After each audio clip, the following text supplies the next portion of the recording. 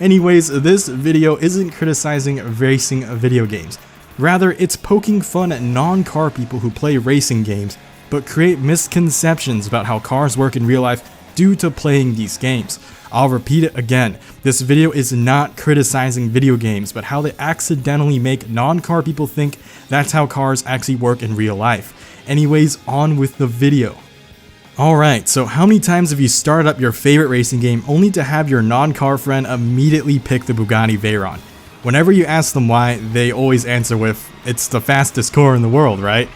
Doesn't even matter what track you're about to race on, they'll pick the Bugatti. Doesn't matter what type of game it is, arcade or simulation, if it has the Bugatti Veyron in it, they're going to pick it. The answer is always Bugatti. Road course, Bugatti. Drag race, Bugatti. Winding course, Miata. Wait, hold on a second. Anyways, after they've picked their oh so precious Bugatti Veyron, they normally get their ass handed to them if it's a simulation game. Cannot guarantee that in an arcade game, because arcade games is probably what creates that misconception that it's the best car in the first place. But in most modern simulation games that feature actual thoroughbred race cars, well, the Bugatti gets its ass handed to it, because let's think about this. The original Bugatti Veyron was made in 2005, which is more than a decade ago, and wow, I feel old now. Anyways, the Bugatti is also a street legal production car. When compared to a track car that doesn't have to worry about safety regulations or laws, the Bugatti Veyron can't hold a candle to them on a track. These race cars are far lighter, far more powerful, and insanely aerodynamic. Even when compared to other street legal production cars like the Koenigsegg Agera RS, it doesn't keep up because times have changed and the Veyron is no longer always the answer. Also, let's be real, it never really was from the start. Different type of races call for different types of vehicles, and using the Veyron for all of them because it's in the Guinness Book of World Records won't actually give you an advantage. Also, the funniest part is when the Bugatti Chiron is also in the game, but they still pick the Veyron because you know damn well that they think that the Bugatti is the name of the car, not the company. For the second entry, I actually got this suggestion from a lot of comments from part 1. Most people agreed that most video games glorify drifting to the point that it behaves more like go-kart power sliding than an actual artistic drift. And that's the thing, drifting isn't meant for speed. It's not about taking a corner as efficiently and as fast as possible. It's an art form. In some games, if you hit the handbrake, you actually notice your car gains speed. Here's a little fun fact and also a perfect example of what I'm talking about. In Asphalt 8, if you set the acceleration to manual and completely let go of the gas and hit the handbrake, your car will actually accelerate when drifting.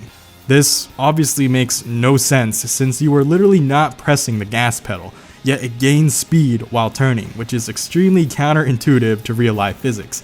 Most games do this to aid casuals with taking corners better, and once again, I'm not here to critique the games and still enjoy fast drifting as a mechanic. So to all the gamers out there, know that drifting in real life is an art form and will not slide your car through corners at blistering speeds.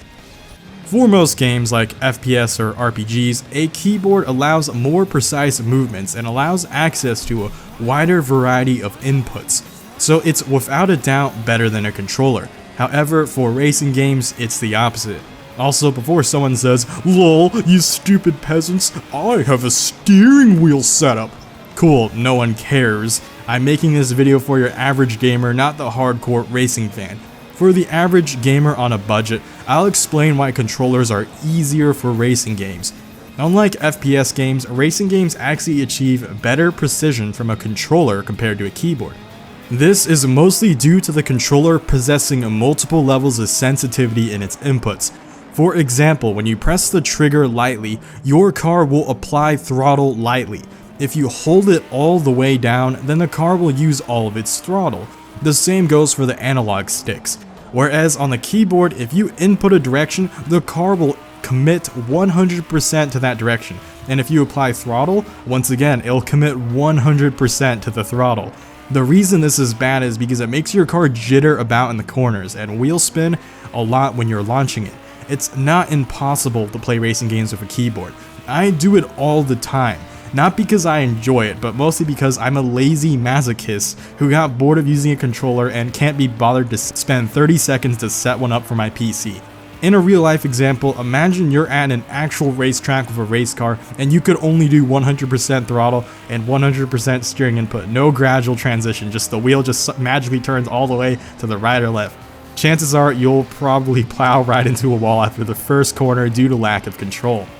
How to actually make a car fast. Another misconception non-gamers have with racing games is that they struggle with properly tuning a car to be as fast as possible for the correct situations, and this knowledge also incorrectly translates to how real life works as well.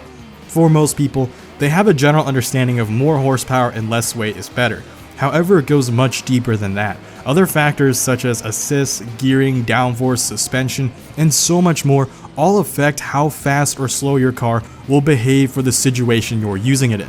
For example, if you're doing a top speed drag race with your friend, don't smack on a giant wing. The whole reason giant wings are used on race cars is because they create a lot of downforce, which is great for cornering, but terrible for top speed runs and straight line speed. Of course, due to a lot of arcade racing games, as well as non-racing games like GTA 5, a lot of people don't realize this because a lot of these games just refer to wings as a visual modification. Same thing with spoilers, yes, those are different, I made a video about that in the past. Anyways, this is horrendously inaccurate to how they function in real life. They are not a visual modification, and they will indeed heavily affect how your car performs. All-wheel drive is not best wheel drive. Also, speaking of GTA 5, and oh boy, I might actually get triggered because, I don't know, something about the GTA 5 community just does that to me. Hold on, just let me chant the least toxic GTA 5 YouTuber, and I'll slowly come back to my senses.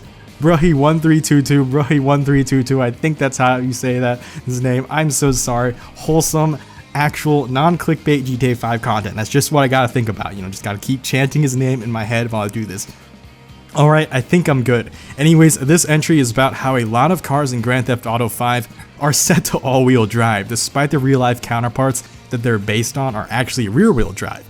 A lot of the cars at release in Grand Theft Auto 5 were a mix. There was all-wheel drive, rear-wheel drive, and front-wheel drive. But since the average player of that game is 9 years old, they complain about cars smoking too much when accelerating, or not turning enough, or turning too much.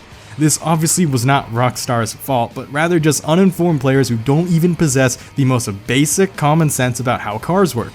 In a rear-wheel drive car, your tires aren't smoking randomly because they're part of Vape Nation. They're smoking due to excess wheel spin from too much throttle input. You can correct this by obviously easing onto the throttle. Some wheel spin is fine and oftentimes inevitable, so just practice throttle control.